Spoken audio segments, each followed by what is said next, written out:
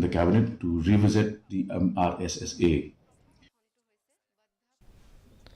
Ka Sorkar Meghalaya kalamang nyau Klur Tyngka halor ke projek ban Pynkhuid ya ke Pung nan Polok hasilong ke bertemu ban pen ipu ipeng bat pene ia ke saudong saukun. Menteri Ketnat jengok kai pertai ubak pol lingdo ulapan benar bakani ke projek kan pelong ya ke hanan Polok ke Pynkhuid clear. Lamang ru kumba sau Klur Tyngka na ke Bynta ke jeng penbiang ia ke light bat ke sound show. Kenang ban pen internet show ke jaka bat ban kring ya shibun kinong wan jengok kai pertai. Kumshi Bynta ban penyar syuk ya kini ke jeng pentrai kam ban penbiang ya ke jeng don kam jong kinong jengok kai pertai ke Sorkar kala debru ban shna ya ki jaka let bar hashibun terli ki jaka bapau nam hakaba man ki jeng shna ki kot ya ka apsan lak Tyngka.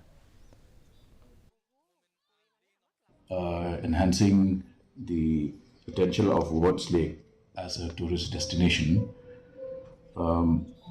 we are going ahead with the desiltation of the lake, and through the Department of Urban Affairs, I am glad to share with you that an amount of rupees 7 crore 3 lakhs 67,071 rupees has already been earmarked for the work of beautification of the lake.